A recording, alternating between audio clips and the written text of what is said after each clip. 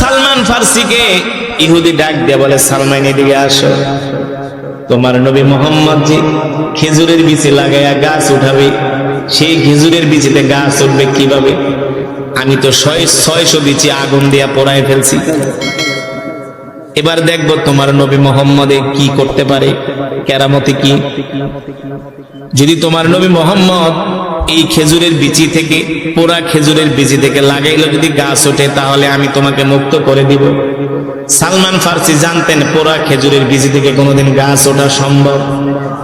সালমান ফার্সি আল্লাহ নবীর কাছে গেলেন, সালমান ফার্সি কান্না করতেছে। আল্লাহ নবী ডাক দিয়া বলেন, লিমা তাবকি ইয়া সালমান, সালমান কাঁদো কেন, কাঁদো কেন? সালমান ফার্সি বলে, ও আল্লাহর নবী,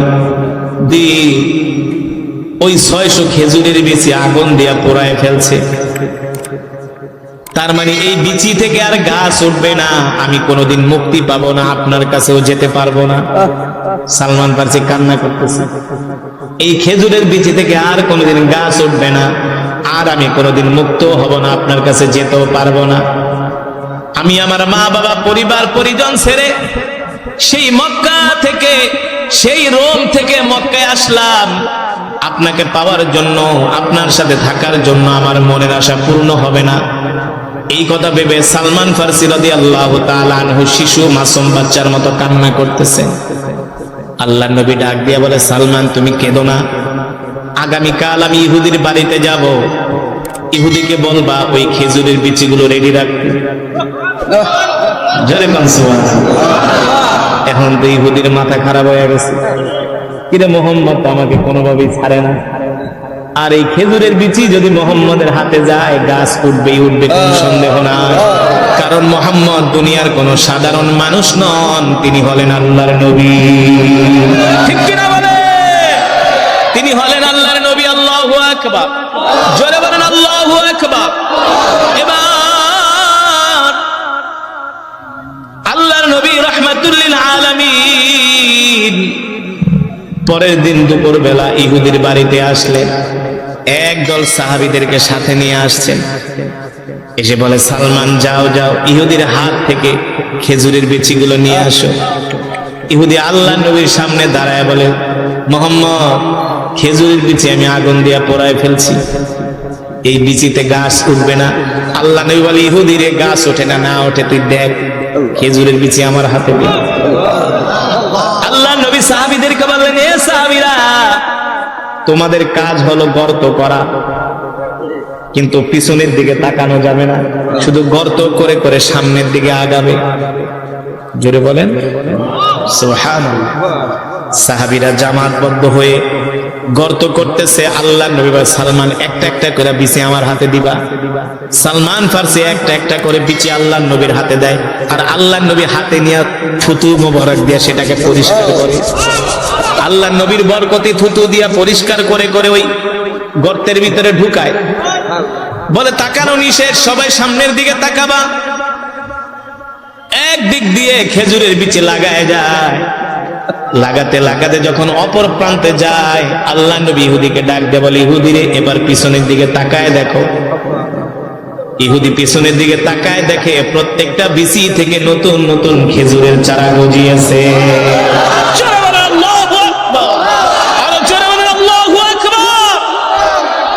আল্লাহ নবী ডাক দিয়ে বলে, ইহুদি, এই ইহুদি, এবার আমার সালমানকে আমার কাছে মুক্ত করে দাও। আল্লাহু আকবার। সালমান ফার্সি বলে, ইহুদি আমি আল্লাহ নবীর সাথে চলে গেলাম। ইহুদি বলে, এ সালমান, তোমাকে আমার কাছে রাখার জন্য এত চেষ্টা করলাম, এত ফোন দিয়ে আঁকলাম, কোনো লাভ হলো না। আল্লাহ নবীকে ডাক দিয়ে বলে, মুহাম্মদ তুমি যে আল্লাহর নবী এটা আমি আগেই জানতাম। খেজুরের বিচি পোড়া হোক আর ভালো হোক, তোমার হাতে গেলে বিচি উঠবেই। আল্লাহু আকবার। মুহাম্মদ তোমাকে কষ্ট দিছি, এই জন্য তুমি আমাকে ক্ষমা করে দিও। আল্লাহু আকবার। ও নবী, তুমি আমাকে ক্ষমা করে দিও। মুহাম্মদ, আমি তোমার গোলামকে রাখার জন্য কত চেষ্টা করছি, আসলে আমি রাখতে চাইলে কি হবে, এই গোলাম তো আর আমার না। এই গোলাম তো আর আমার পাগল না, এই গোলাম তো হলো তোমার পাগল, ঠিক কিনা বলেন? এই নবীর পাগল কেন আমরা হব না? যে নবী হলেন রহমাতুল লিল আলামিন, আল্লাহু আকবার। যেই নবীর থুতু মোবারকের কারণে লবণাক্ত পানি মিষ্ট হয়ে যায়, ঠিক কিনা বলেন? রাসূলের সাহাবীরা বদরের প্রান্তরে গেলেন, যুদ্ধের জন্য প্রস্তুতি নিচ্ছেন, যুদ্ধ করার জন্য পানি দরকার। সাহাবীরা যেখানে তাবু গাড়লেন সেখানে একটা পানির কূপ আছে। সাহাবীরা একটু পানি পান করে দেখলেন এই পানিটা লবণাক্ত। বদরের কথা বলতেছি, এই কূপ এখনো বদরের প্রান্তরে আছে। সাহাবীরা এসে বললেন, ওগো আল্লাহর নবী, আমাদের কাফেলার কাছে তাবুর কাছে একটা পানির কূপ আছে, কিন্তু এই পানির কূপগুলো হলো লবণাক্ত, তিতা, এই পানিগুলো মুখে নেওয়া যায় না। আল্লাহর নবী বলল, চলো আমাকে সাথে নিয়ে চলো। সাহাবীরা আল্লাহর নবীকে সাথে নিয়ে আসলেন। আল্লাহর নবী রহমাতুল লিল আলামিন একটু থুতু মোবারক কূপের ভিতরে ফেললেন, সাথে সাথে তিতো পানি আল্লাহর কুদরতে মিষ্টি হয়ে গেল। শুধু এখানেই শেষ না রে মুসলমান, তোমার আমার নবী, কলিজার টুকরা নবী, বিশ্ব নবী কেমন নবী ছিলেন? আল্লাহর নবীর বয়স যখন 12 বছর, চাচা আবু তালিবের সাথে মক্কা থেকে ব্যবসা করার জন্য তিনি ওই যে সিরিয়ার রাজধানী দামেস্কে যাবেন, সিরিয়ার রাজধানী দামেস্কের দিকে রওনা হয়েছে। জর্দানের সীমান্তবর্তী এলাকায় যাওয়ার পরে আল্লাহর নবী অসুস্থ হয়ে গেছে, ছোট মানুষ। আল্লাহর নবীর বয়স 12 বছর। আল্লাহর নবী ডাক দিয়া বলে, চাচা, প্রচন্ড মরুভূমির উত্তপ্ত বালু আর উপরে সূর্যের আলোতে গরমে আমি অসুস্থ হয়ে গেছি, আমাকে একটা গাছের নিচে নিয়ে বসান। চাচা আবু তালিব ডাক দিয়া বলে, ভাতিজারে, কোন জায়গায় তোমাকে আরাম করাবো? সব জায়গায় তো মরুভূমি আর মরুভূমি, কোনো গাছ দেখা যায় না। চাচা আবু তালিব বলে, ভাতিজা মোহাম্মদ, একটা মৃত গাছ দেখা যায়। আল্লাহর নবী বলে, চাচা আমাকে সেই মৃত গাছের নিচে নিয়ে বসান। ইতিহাস সাক্ষী, আজও পর্যন্ত ইতিহাস সাক্ষী দেয়, আল্লাহর নবীকে চাচা আবু তালিব ওই মৃত গাছের নিচে নিয়ে বসানোর সাথে সাথে আল্লাহর নবীর বরকতে মৃত গাছটার সাথে সাথে জীবিত হয়ে গেছে, ঠিক কিনা বলে? ওই মৃত গাছ জীবিত হয়ে গেছে, সেই গাছকে বলা হয় সাহাবী গাছ। আজও পর্যন্ত সেই সেই জর্দানের সীমান্তবর্তী এলাকায় ওই গাছটা আছে। এখনো কোটি কোটি মানুষ ওই গাছ দেখতে যায়। ওই গাছকে আল্লাহর নবীর বরকতে আল্লাহ তাআলা মৃত গাছ জীবিত করে দিয়েছেন। সেই গাছ কিয়ামত পর্যন্ত অক্ষত থাকবে, ঠিক কিনা বলেন? মুসলমান, শুধু এখানেই শেষ নয়, আল্লাহর নবী যখন রাস্তা দিয়ে হাঁটে, আল্লাহর নবীকে আকাশের মেঘমালা ছায়া দেয়, আল্লাহর নবীকে পাথর পর্যন্ত সালাম দেয়, আল্লাহর নবীকে গাছ পর্যন্ত সালাম দেয়। আল্লাহর নবীর হাতের আঙ্গুলের ইশারায় আকাশের চাঁদ দ্বিখণ্ডিত হয়ে গিয়েছে, ঠিক কিনা বলেন? আমরা সেই নবীর উম্মত, খুশি নাকি বেজার? জোরে বলি, খুশি নাকি বেজার? তাহলে আমরা জীবনে যতদিন বাঁচবো সেই নবীর সুন্নত গুলো আমরা মানব। রাজি আছেন? নবীজির সুন্নত কি? আফসুস সালাম। এক মুসলমান আর এক মুসলমানকে সালাম দিব, ঠিক কিনা বলেন? ওয়া আতইমুত তুআম, আমরা ক্ষুধার্তদেরকে খাওয়াবো। লিনুল কালাম, আমরা এক মুসলমান আর এক মুসলমানের সাথে নরম ভাষায় কথা বলবো। কি ভাষায়? নরম ভাষায়। বর্তমানে আমাদের সমাজ থেকে সালামের প্রচলন উঠে গেছে। আমরা এখন মুসলমান মুসলমানকে সালাম দেই না, কিন্তু যদি সামনে নির্বাচন হয় দেখবেন সালাম কারে কয়, কাদার আকাডা নাই, বুঝছেন তো? আমি গত 5 বছর আগে একটা মাহফিলে যাচ্ছি সিলেটে, এক হোটেলে খাবার খাইতে আছে। 10 জন যুবক ঢুকছে হোটেলের ভিতরে, ঢুকেই আমাদেরকে সালাম আর সালাম। আমি বললাম, এইদিকে আসো, ভালোই তো সালাম শিখছো, সবাই রে পাইকারি ধরে সালাম দিতেছো, খাইতে আছে। অনেকে বাথরুমে যাবে, অনেকে দাঁড়ায় বিড়ি খায়, ব্যাপার কি? হুজুর, আমরা তো আসলে অত কিছু বুঝি না। আমাদের এলাকায় আর 15 দিন পর নির্বাচন। 15 দিন পরে কি? যেটা বলেন আমাদের এলাকা আছে, যাও যায়া বলো, ইহুদি তোমাকে কি শর্তে আমার কাছে বিক্রি করবে? যেহেতু তুমি আমার জন্য রোম পারস্য থেকে আসছো, তুমি আমার সাহাবী, আমি আর তোমাকে ইহুদির কাছে থাকতে দিব না, আমি তোমাকে কিনে নিয়ে নিব। জোরে বলেন সুবহানাল্লাহ, আরে জোরে বলেন আল্লাহু আকবার। তুমি ইহুদির কাছে যাও, ইহুদিকে বলবা কত অর্থ হলে ইহুদি তোমাকে আমার কাছে বিক্রি করবে। সালমান ফার্সি ইহুদিকে যে বললেন, ইহুদি আল্লাহর নবী বলেছেন কত অর্থ হলে তুমি আমাকে বিক্রি করে দিবা। ইহুদি মনে মনে ভাবে, সালমান তোমার মতো গোলাম তো আর আমি মক্কার জমিনে পাবো না। তোমার মতো দেখতে শুনতে সুন্দর সুদর্শন, তোমার মতো আমানতদার, তোমার মতো ভদ্র, তোমার মতো বিনয়ী গোলাম আমি তো মক্কার জমিনে পাবো না। ইহুদি বলে, না না না, কোন অর্থের বিনিময়ে আমি তোমাকে বিক্রি করব না। এবার সালমান ফার্সি আইসা আল্লাহর নবীর কাছে কান্নাকাটি করে। আল্লাহর নবী বলে, সালমান যাও যাও, ইহুদিকে বলো কোন অর্থের বিনিময়ে, কত অর্থ চাই, কিসের বিনিময়ে তোমাকে সে আমার কাছে বিক্রি করবে, আমি তোমাকে মুক্ত করে নিয়ে আসব। ইহুদি কোনো কিছুর বিনিময়ে সালমান ফার্সিকে ছাড়তে চায় না।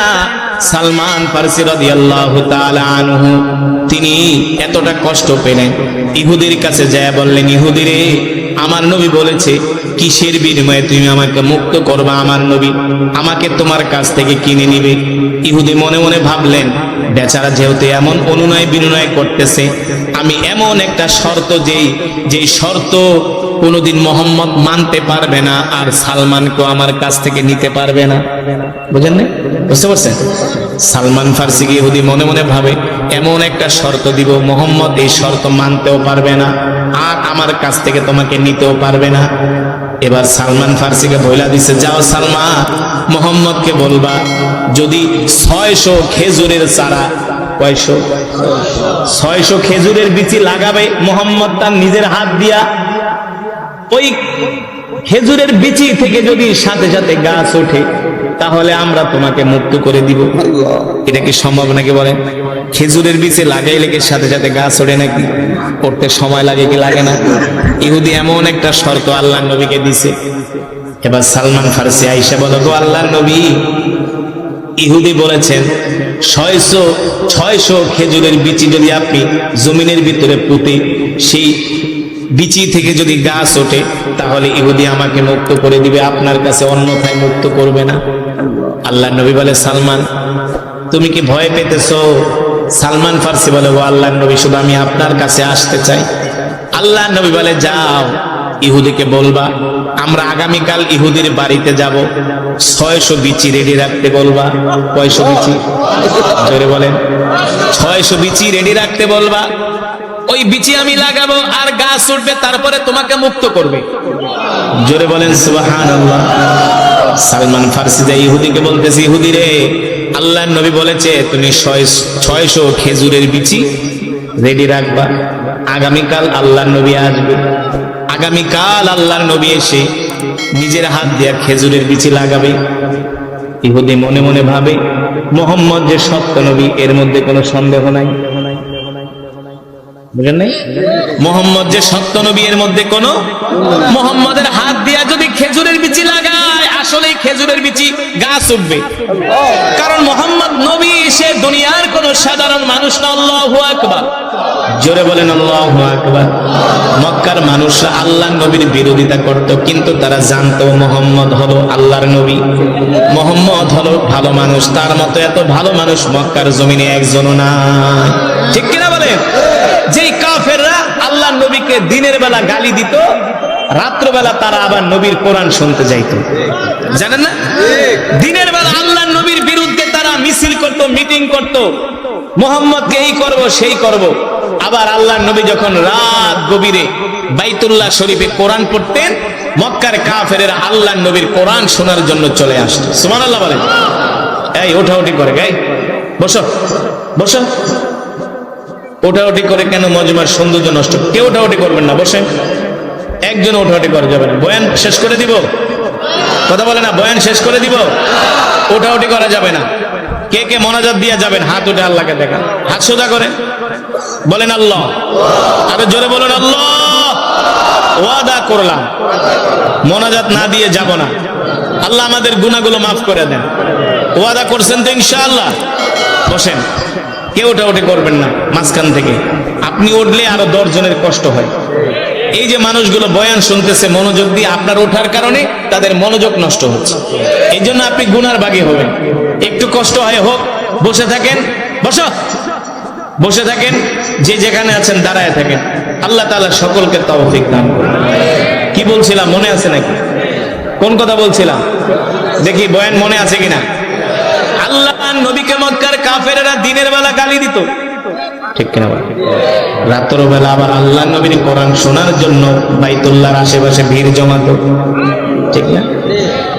মক্কার কাফেররা জানতো আল্লাহর নবী হলেন শেষ নবী, তিনি হলেন রহমাতুল লিল আলামিন।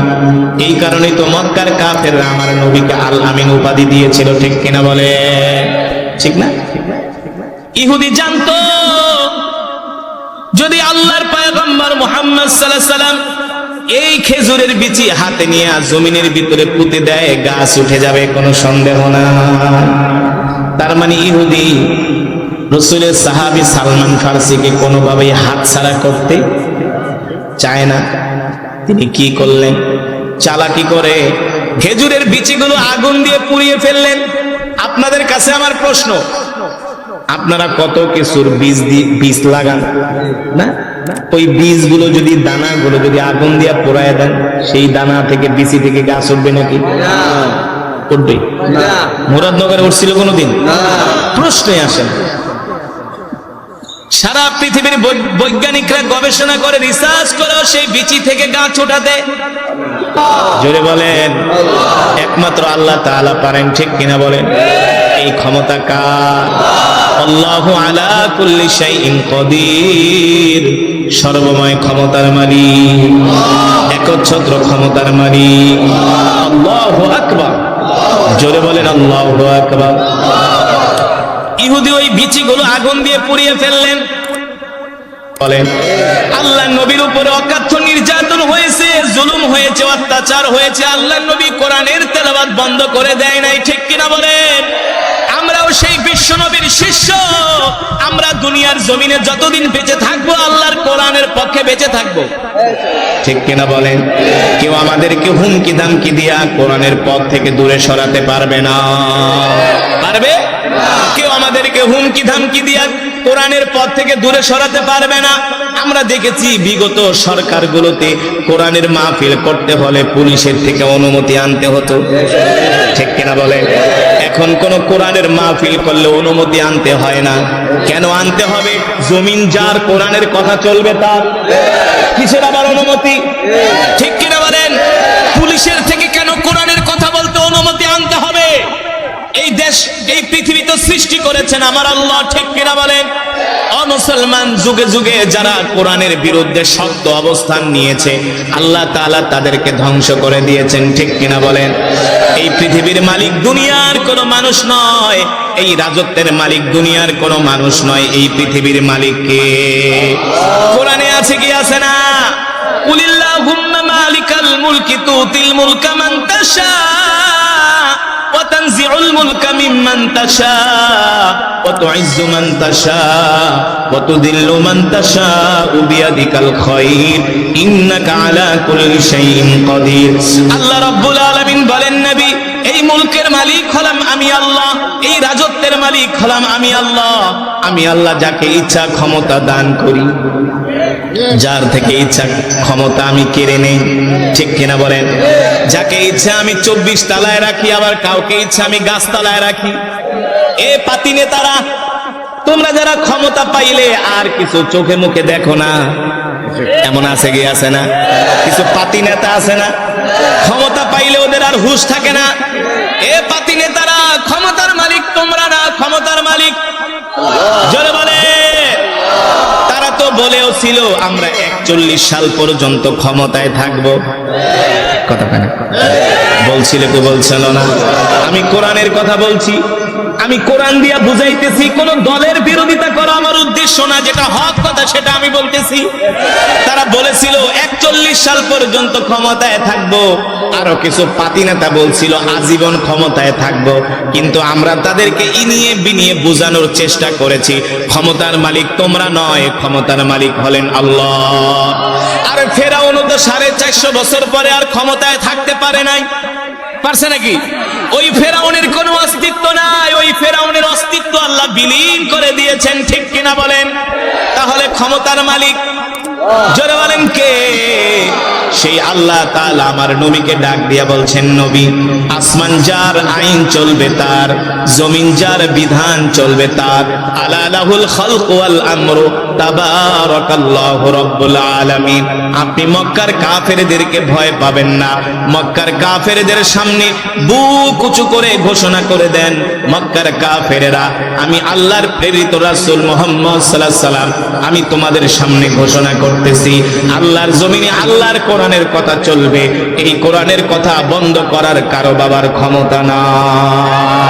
ঠিক কিনা বলে? ও মুসলমান, এই কোরআনের জন্য রাসূলের কত সাহাবীরা জীবন দিয়েছেন, ঠিক কিনা বলেন? শুধু জীবন দেয় নাই রে যুবক, আজকে তো তোমাদেরকে কোরআনের মজমায় পাওয়া যায় না, তোমাদেরকে মসজিদে পাওয়া যায় না, তোমাদেরকে দিনের কাজে পাওয়া যায় না। 2-3 ঘন্টার লেগা 2-3 ঘন্টার জন্য ওয়াজ মাহফিলে আসার পরে তোমরা হতাশ হয়ে যাও, পেরেশান হয়ে যাও, কখন তোমরা বাড়িতে যাবা? ও যুবক, ও বন্ধু, জানো না এই কোরআনের জন্য রাসূলের সাহাবীরা জিহাদের ময়দানে জীবন দিয়েছেন, স্ত্রীকে বিধবা করেছেন, সন্তানকে এতিম করেছেন। করেছে কি করেছে না? রাসূলের এমন একজন সাহাবী যার নাম হলো সালমান ফারসি। নাম কি? জোরে বলেন, নাম কি? যারা মদিনা শরীফে গেছেন, আল্লাহ রাসূলের রওজা শরীফের উপরে একটা আয়াত লেখা আছে, ইয়া আইয়ুহাল্লাযীনা আমানু লা তারফাউ আসওয়াতাকুম ফাওকা সাওতিন নবী। যারা মদিনা শরীফে গেছেন, আল্লাহ রাসূলের রওজা শরীফের উপরে আয়াতটা লেখা আছে একেবারে গেটের উপরে। এই আয়াতটা যখন নাজিল হয়, এ মুমিনরা, ইমানদাররা, সাবধান, তোমরা তোমাদের নবীর সামনে উঁচু গলায় কথা বলবা না, যাতে করে তোমাদের নবীর কথার চেয়ে তোমাদের কথার আওয়াজ বেশি না হয়। সুবহানাল্লাহ বলেন। আল্লাহ তাআলা তার হাবিবকে কতটা ভালোবাসেন, আল্লাহ তাআলা তার হাবিবকে কতটা মহব্বত করেন। আল্লাহ বলে দিছে, সাবধান, তোমাদের নবীর আওয়াজের চাইতে যাতে তোমাদের আওয়াজ বড়, এটা বেয়াদবি আমি আল্লাহ বরদাস্ত করব না। আল্লাহু আকবার। এই আয়াতে কারিমা যখন নাজিল হয়ে গেল, রাসূলের প্রিয় সাহাবী সালমান ফারসি মরুভূমির মধ্যে চলে গেছে, যে একটা গাছের নিচে বৈশা বৈশা কান্না করতেছে। সালমান ফারসি ছিলেন আল্লাহ রাসূলের প্রিয় সাহাবী, তাকে মদিনায় পাওয়া যায় না। আল্লাহর নবী লোক পাঠালেন, যাও যাও দেখো আমার সালমান কোথায়। সালমানকে 2 দিন পর্যন্ত মদিনায় পাওয়া যায় না। সাহাবীরা খুঁজতে খুঁজতে দেখা গেল সালমান ফারসি মরুভূমির মধ্যে একটা গাছের নিচে বৈশা বৈশা কান্না করতেছে। সাহাবীরা প্রশ্ন করলেন, সালমান তুমি কাঁদো কেন? সালমান ফারসি বলে, ভাই আমার গলার আওয়াজ তো এমনি বেশি, আমি আস্তে কথা বললেও জোরে শোনা যায়। আছেন এমন কিছু মানুষ, আস্তে কথা বললেও জোরে শোনা যায়, নরমাল কথা বললেও মনে হয় রাগ করছে। সালমান ফারসির গলার আওয়াজ ছিল উঁচু, সে আস্তে কথা বললেও জোরে শোনা যেত। সালমান ফারসি বলে, শোনো, আমি যদি আল্লাহ রসুলের সামনে কথা বলি, রসুলের কথার চাইতে যদি আমার গলার আওয়াজ বড় হয়ে যায়, এটা তো আল্লাহ বরদাস্ত করবে না। আমি কিভাবে আল্লাহ নবীর সামনে যাব? আল্লাহু আকবার। কেমন ছিলেন রসুলের সাহাবীরা, কেমন ছিলেন রসুলের সাহাবীরা? আমি কিভাবে আল্লাহ রসুলের সামনে যাব, কথা বলবো? আমার তো এত বড় সাহস নাই। আল্লাহু আকবার। ও মুসলমান, যে সালমান ফারসির কথা বলছিলাম, যুবক রে, তুমি আর দেখতে খুব সুন্দর, তুমি আর দেখতে কতটা সুদর্শন, তোমার চেয়ে আরো কোটি গুণে সুদর্শন ছিলেন, সুন্দর ছিলেন রাসূলের সাহাবী সালমান ফারসি। সুবহানাল্লাহ বলেন। যার বয়স হয়েছিল 250 বছর। কত বছর? এই যুবক, কত বছর? তোমরা মাত্র 50-60 বছর বয়স পাও, এতেই তোমাদের তাড়না এলাকার মানুষ টিকতে পারে না, ঠিক কিনা বলেন? তোমাদের উৎপাতে মানুষ সমাজে বাঁচতে পারে না। আছে কি আছে না? কিছু যুবক নিজেকে একেবারে চির যৌবন মনে করে, মনে হয় সে কোনোদিন বৃদ্ধ হবে না।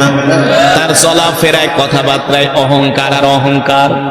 মা বাবার কথা শোনে না, মুরব্বীদের কথা শোনে না। আছে কি আছে না? সারাদিন শুধু বিড়ি খায় আর গাঁজা খায়, সিগারেট খায় আর বাইক নিয়ে ঘোরে। কথা কেনা? সারাদিন শুধু মহিলাদের সাথে কথা বলে, নিষেধ করলেও কাউকে শোনে না। এ যুবক, তোমার বয়স কয় বছর? 50 বছর কিংবা 60 বছর, 70 বছর, এর চাইতে আর। কিন্তু রাসূলের সাহাবী সালমান ফারসি, যার বয়স হয়েছিল 250 বছর। কত বছর? দেখতেও ছিলেন সুদর্শন, সুন্দর। শুধু সুদর্শন না, এত সুন্দর ছিলেন সালমান ফার্সি, মানুষ দেখলে যার চেহারার দিকে তাকায় থাকে। সালমান ফার্সির বাবা ছিলেন রোম পারস্যের মধ্যে একজন মিলিনিয়ার, অঢেল সম্পত্তির মালিক ছিলেন সালমান ফার্সির বাবা। এই সালমান ফার্সির বয়স 250 বছর। 250 বছরে তিনি 3টা ধর্ম পালন করেছেন। 50 বছর পালন করেছেন খ্রিস্ট ধর্ম, 50 বছর পালন করেছেন ইহুদি ধর্ম, আর 50 বছর পালন করেছেন মূর্তি পূজা। তাহলে কয়টা ধর্ম হলো? 3টা। 3 ধর্ম কয় বছর? 150। কত বছর? 3টা ধর্ম 150 বছর পালন করছে রে যুবক। মজা লাগে না? তার ভালো লাগে না?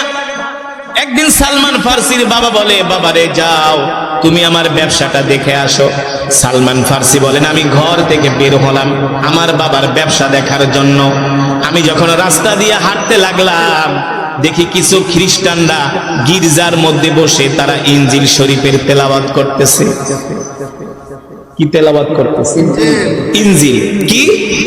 ইনজিল শরীফ, যেটাকে খ্রিস্টানদের কিতাবে বলা হয় বাইবেল। কি? এই ইনজিল শরীফ কিছু খ্রিস্টানরা তেলাওয়াত করতেছে। ইনজিল তো আল্লাহ তাআলার আসমানি কিতাবের মধ্যে একটা, বুঝেন নাই? তাওরাত, জবুর, ইনজিল, এই আসমানি কিতাবের মধ্যে একটা হলো ইনজিল শরীফ। খ্রিস্টানরা বসে বসে ইনজিল পড়তেছে। সালমান ফার্সি কিছুক্ষণ বসে ইনজিলের তেলাওয়াত শুনছে। সালমান ফার্সি বলে, আমার কাছে খুব ভালো লেগেছে ইনজিল শরীফের তেলাওয়াত। আমি মাঝে মাঝে ওই পাদ্রীর কাছে যাই আর ইনজিল শরীফের তেলাওয়াত শুনি। হঠাৎ করে আমি একদিন পাদ্রীকে প্রশ্ন করলাম, পাদ্রী সত্যি করে বলো, তুমি যে ইনজিল পড়ো, ইনজিলের তেলাওয়াত তো আমার কাছে ভালোই লাগে, কিন্তু সত্যি করে বলো এর চাইতে আরো উত্তম কোন ধর্ম আছে কিনা, এর চাইতে আরো সুন্দর কোন ধর্ম আছে কিনা? সালমান ফার্সিকে খ্রিস্টান পাদ্রী বলে, সালমান এই কথা যদি আমি বলি তাহলে আমার কল্লা থাকবে না, খ্রিস্টানরা আমার গর্দান উড়িয়ে দিবে, খ্রিস্টানরা আমাকে মেরে ফেলবে। সালমান এই কথা আমি বলতে পারবো না। সালমান ফার্সি বলে, শোনো তুমি আমার কাছে সত্যটা বলো, এর চাইতে আরো সুন্দর কোন ধর্ম আছে কিনা? পাদ্রী বলে, সালমান আমি তোমাকে একটা গোপন কথা বলে যাই, এই কথা আমি ছাড়া তুমি আর কাউকে বলবা না। সালমান শোনো, তুমি যদি সত্য ধর্মের সন্ধান পেতে চাও, রোম পারস্যে তুমি সত্য ধর্মের সন্ধান পাবা না। যদি সত্য ধর্মের সন্ধান পেতে চাও তাহলে তুমি রোম পারস্য থেকে হিজরত করে মক্কায় চলে যাও। কোথায়? মক্কায় যাওয়া তো এত সোজা কথা না রে যুবক। এ যুবক, তোমাদেরকে তো 3 দিনের জন্য দাওয়াত ও তাবলীগে ডাকলেই পাওয়া যায় না, ঠিক কিনা বলেন? দাওয়াত ও তাবলীগে যদি বলি ভাই চলেন 3 দিনের জন্য তাবলীগে চলেন, আমি 3 দিনের জন্য তাবলীগে গেলে আমার ছেলে মেয়েকে কে দেখবে, আমার স্ত্রীকে কে দেখবে? বলে কি বলে না? আমি 2018 সালে মালয়েশিয়াতে এক প্রোগ্রামে গেছিলাম।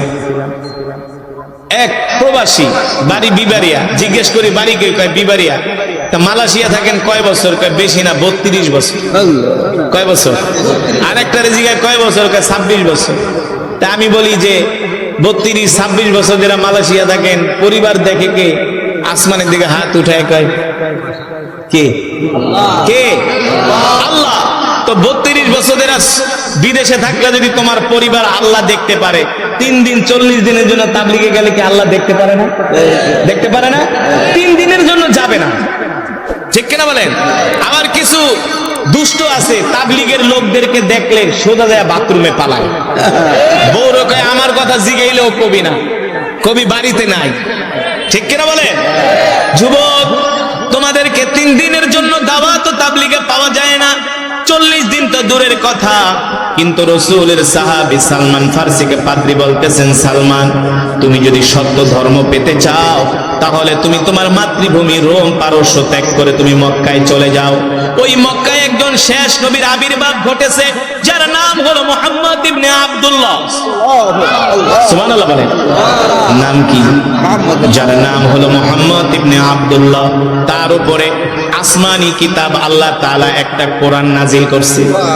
জোরে বলেন সুবহানাল্লাহ। তার উপরে আল্লাহ তাআলা কোরআন নাজিল করছে। তিনি হলেন নবী, তারপরে আর কোন নবী আসবে না। এ সালমান, তুমি যদি মক্কায় যেতে পারো আর যদি ওই নবীর সন্ধান পেয়ে যাও, দেরি করবা না, দেরি করবা না, ওই নবীর হাতে হাত রেখে কালেমা পড়ে মুসলমান হয়ে যাবে। আল্লাহু আকবার। এবার সালমান ফার্সি এই কথা শুনে বাড়িতে আসলো। পাদ্রী বইলা দিছে, সালমান তুমি যে মক্কায় যাবা, ওই নবীকে চেনার 3টা আলামত আছে। কয়টা আলামত? আরো জোরে বলেন, কয়টা? ওই নবীকে চেনার 3টা আলামত আছে। 1 নম্বরে তুমি তাকে পরীক্ষা করবা কিছু সৎকার মাল দিয়া। যদি সৎকার মাল খায় তাহলে বুঝবা সে সত্য নবী না, যদি হাদিয়া খায় তাহলে বুঝবা সে সত্য নবী। আর 3 নম্বরে তার ডান বাহুর মধ্যে আল্লাহ তাআলা একটা খতমে নবুয়তের সিল, একটা মোহর অঙ্কিত করে দিয়েছেন। আল্লাহু আকবার।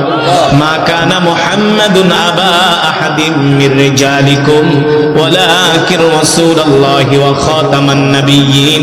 এই নবীর পরে আর কোন নবীর আগমন এই পৃথিবীতে হবে না। আমার নবীর পরে যদি কেউ নবী দাবি করে সে হলো কাফের। কথা বলেন আপনি, সে কি? আরো জোরে বলেন। যদি তাকে কেউ কাফের মনে না করে সেও কাফের, যদি কাকে কেউ সমর্থন করে সেও কাফের। ঠিক কিনা বলেন? আমার নবী হলেন রহমাতুল লিল আলামিন, যেই নবীর কথা আল্লাহ কোরআনে বলেছেন, ওয়ামা আরসালনাকা ইল্লা রাহমাতাল লিল আলামিন। ও নবী, আপনি হলেন রহমতের সাগর, আপনি হলেন রহমতের সাগর, বরকতের সাগর। আপনার পরে এই পৃথিবীতে আর কোন নবীর আগমন ঘটবে না। আমি আল্লাহ আপনাকে রহমত করে দুনিয়াতে পাঠিয়েছি। ওই পাদ্রী বলে দিলেন, সালমান এই 3টা আলামত দেখলে বুঝবা সে সত্য নবী, তার হাতে হাত রেখে কালেমা পড়ে মুসলমান হয়ে যাবা। কিন্তু সালমান, তুমি যে রোম পারস্য থেকে মক্কায় যাবা, কিভাবে যাবা?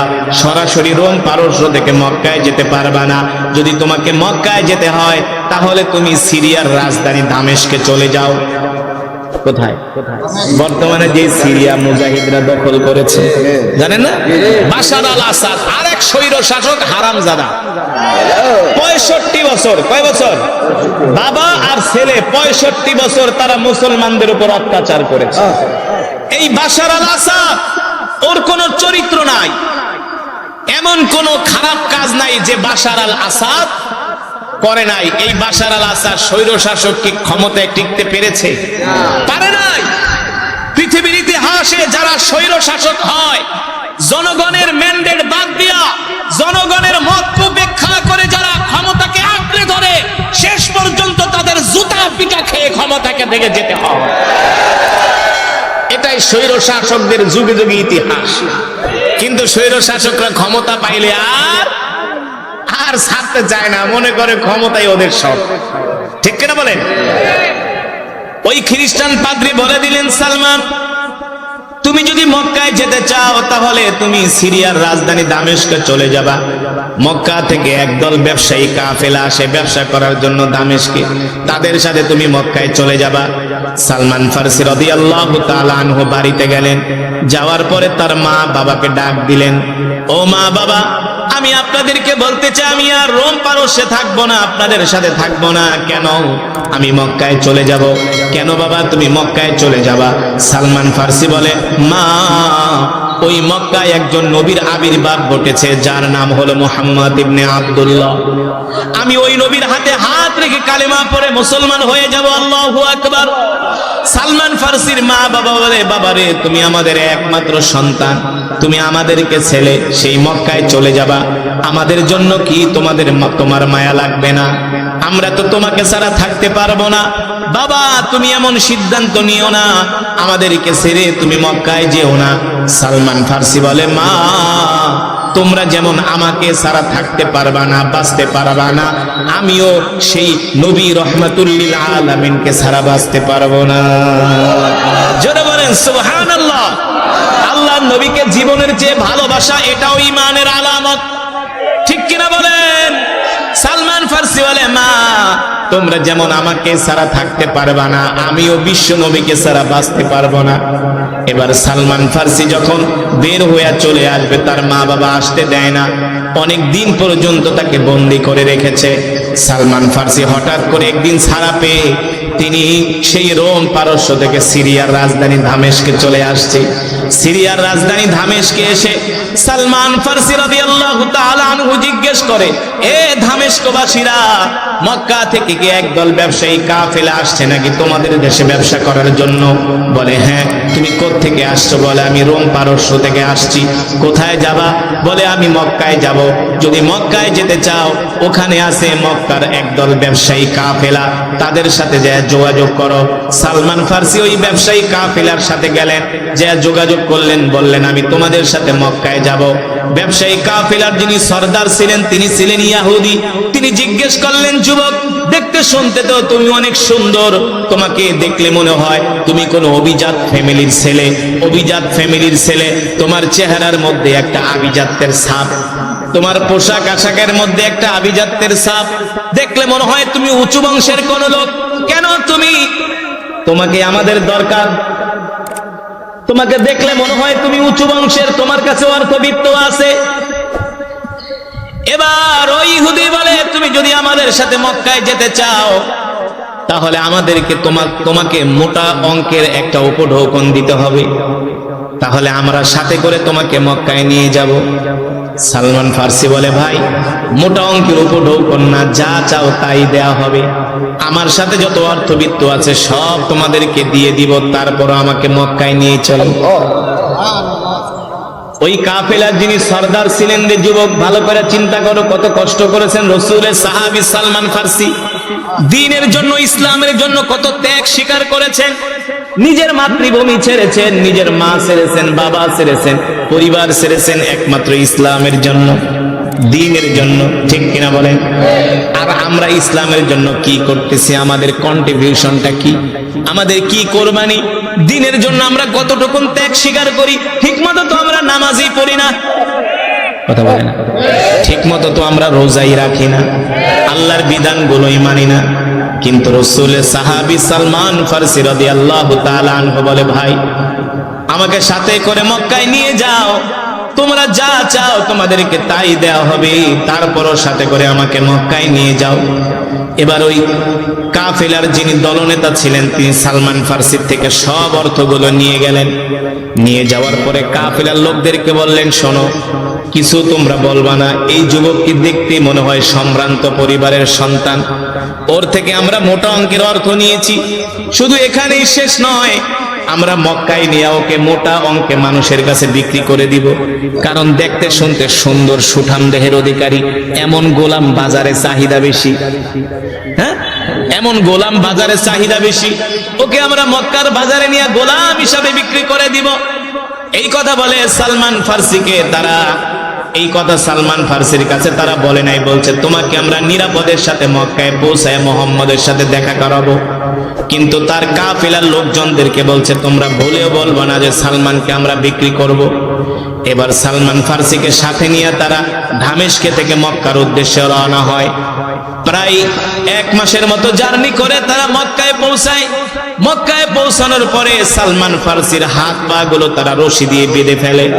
সালমান ফারসি বলে, ভাই, তোমাদের সাথে তো আমার এটা চুক্তি ছিল না, তোমাদের সাথে আমার চুক্তি ছিল তোমরা আমাকে মক্কায় এনে নবী মুহাম্মদ সাল্লাল্লাহু আলাইহি সাল্লামের কাছে আমাকে তোমরা নিরাপদে পৌঁছে দিবা। ওই কাফেলার সর্দার বলে, বেটা, মুহাম্মদ হলো আমাদের দুশমন, আমাদের বাপ দাদার দুশমন। বলেন নাউজুবিল্লাহ। ওই মুহাম্মাদের কাছে তুমি আসছো, তুমি কি ভেবেছো আমরা তোমার সাথে ভালো আচরণ করব? কখনো তোমার সাথে আমরা ভালো আচরণ করব না। আমরা তোমাকে মুহাম্মাদের কাছে যেতে দিব না, আমরা তোমাকে বাজারে নিয়ে মোটা অঙ্কে গোলাম হিসাবে বিক্রি করে দিব। সালমান ফারসি বলে, ভাই, আমি মা ছেড়ে, বাবা ছেড়ে, এতিম হইয়া, পরিবার ছেড়ে আমি মক্কায় আসছি, আমার সাথে তোমরা এই বেঈমানি করো না। সালমান ফারসিকে বলে, যদি কথা বলো তাহলে আমরা তোমাকে একদম জীবনের তরে শেষ করে দিব। এই কথা বলে সালমান ফারসিকে বাজারে নিয়ে গেলেন গোলাম হিসাবে বিক্রি করে দেওয়ার জন্য। সালমান ফারসিকে যে দেখে সেই তাকে কেনার জন্য পাগল হয়ে যায়, কারণ এমন গোলাম তো আর কোনোদিন তারা বাজারে পাবে না। ঠিক কিনা বলেন? এবার সালমান ফারসিকে মোটা অঙ্কের অর্থে সালমান ফারসিকে গোলাম হিসেবে বিক্রি করে দেওয়া হয়। সালমান ফারসিকে যিনি ক্রয় করে নিয়ে গেলেন, ক্রয় করে নিয়ে যখন বাড়িতে গেলেন, সালমান ফারসিকে দিয়া ঘোড়া চড়ায়, সালমান ফারসিকে দিয়া বকরি চড়ায়, সালমান ফারসিকে দিয়া মরুভূমির মধ্যে উট চড়ায়। মন চাইলে খাবার দেয়, মন চাইলে খাবার দেয় না। ও যুবক মুসলমান, রাসূলের সাহাবীরা আল্লাহর দ্বীনের জন্য কত ত্যাগ স্বীকার করেছেন রে যুবক। ও বন্ধু, আল্লাহ রাসূলের সাহাবীরা কত ত্যাগ স্বীকার করেছেন, কত কষ্ট করেছেন, দিন থেকে তারা দূরে সরে যায় না, ঠিক কিনা বলে? তারপরেও তারা আল্লাহর দ্বীন থেকে দূরে সরে যায় নাই। এবার সালমান ফারসি রাদিয়াল্লাহু তাআলা আনহু বলেন, আমি বাগানে কাজ করি, সারাদিন বকরি চড়াই, ভেড়া চড়াই, উট চড়াই, সারাদিন আমি উট চড়াই, আর রাতের বেলা হলে আমি মক্কার অলিতে গলিতে আল্লাহর নবীকে খুঁজি, কোন জায়গায় গেলে আল্লাহর নবীকে পাওয়া যায়। সালমান ফারসি বলে, আমি তো মক্কা চিনি না, কোন জায়গায় আল্লাহর নবী থাকে। আমি দিনের বেলা কাজ করি আর রাতের আধারে আল্লাহর নবীকে মক্কার গলিতে গলিতে খুঁজি। আল্লাহু আকবার। সালমান ফারসি রাদিয়াল্লাহু তাআলা আনহু বলেন, একদিন আমি খেজুরের বাগানে কাজ করতেছিলাম, খেজুর পাড়তেছিলাম, পাকা খেজুর। হঠাৎ করে একজন যুবক দৌড়ায়া খেজুরের বাগানে এসে বলে, হে মক্কাবাসীরা, আমাদের কপাল পুড়ে গেছে, আমাদের কপাল পুড়ে গেছে। সালমান ফারসির যিনি মনিব ছিলেন তিনি বলেন, কি হয়েছে? বলে, শোনো, মক্কায় একজন নবীর আবির্ভাব ঘটেছে, যার নাম হলো মুহাম্মদ ইবনে আব্দুল্লাহ। যেই যুবকের জন্য মক্কার সব যুবকেরা পাগল হয়ে গেছে। জোরে বলেন আল্লাহু আকবার, আর জোরে বলেন আল্লাহু আকবার। এই কথা শোনার পরে সালমান ফারসি বলে, আমি বাগানের মধ্যে খেজুর পাড়তেছিলাম, গাছের মাথায় ছিলাম। আল্লাহ নবীর কথা শোনার পরে আমি এক লাফে গাছ থেকে নেমে গেলাম। মনে হয় আমার পুরো শরীরের মধ্যে ভূমিকম্প শুরু হয়ে গেল। আমি যে ওই যুবকের পা জড়ায় ধরলাম, যুবকের পা জড়িয়ে ধরে বললাম, ভাই বলো বলো তুমি কি বললে? বলে, তুই শুনে কি করবি, তুই তো একটা সাধারণ গোলাম। বলে, ভাই তোমার হাতে ধরে পায়ে পড়ি, সত্যি করে বলো কি বললে? এই কথা বলার পরে সালমান ফারসি বলে, আমি দ্বিতীয়বার জিজ্ঞেস করার সাথে সাথে আমার গালের মধ্যে একটা চর বসায় দিল। আমি ওই চর থাপ্পড় খায়া তার পা জড়ায় ধরলাম, ধরে বললাম, ভাই বলো বলো কি বলেছো? বলে, তুই একটা গোলাম, গরিব মানুষ, এই কথা শুনে তুই কি করবি? সালমান ফারসি রাদিয়াল্লাহু তাআলা আনহু বলে, ভাই গো, আমি তো এই নবীকে পাওয়ার জন্যই সেই রোম পারস্য থেকে আসছি। তুমি আমাকে একটা থাপ্পড় না, দুইটা থাপ্পড় না, যত মারা মারো, যত নির্যাতন করো, আমার কোনো আফসোস নাই। তারপরেও বলো, কলিজার টুকরা নবী কোথায় আছে?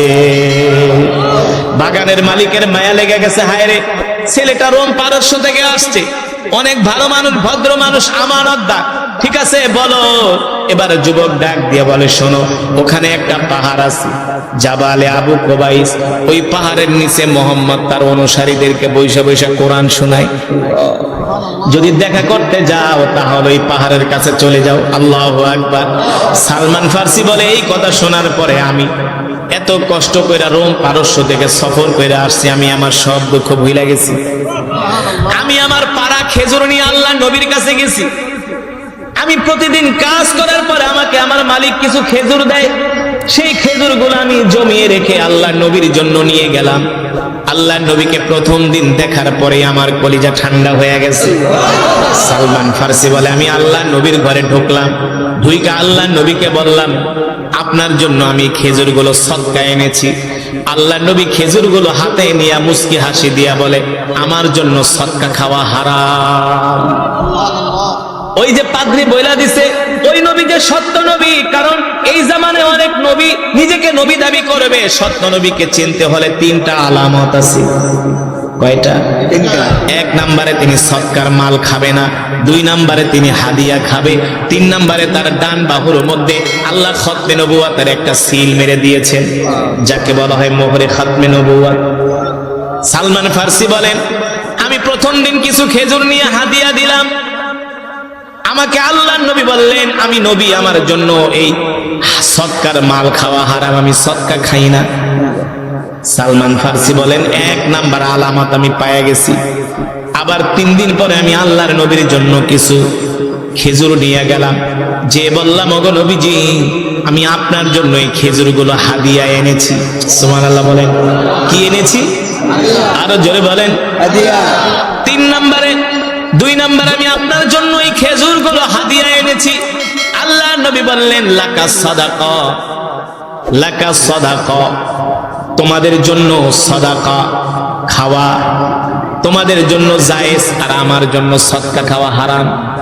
লাকা সাদাকা, তোমাদের জন্য সদকা খাওয়া জায়েজ আর আমার জন্য সদকা খাওয়া হারাম, কিন্তু এটা হলো হাদিয়া, এটা আমার জন্য জায়েজ। সুবহানাল্লাহ বলেন। আল্লাহর নবী বলেন খেজুরগুলো হাতে নিয়ে নবীজি নিজেও খেলেন, সাহাবীদের মাঝে বিলিয়ে দিলেন। সালমান ফারসি বলে আমি দুইটা আলামত পেয়ে গেলাম, এখন বাকি আছে কয়টা?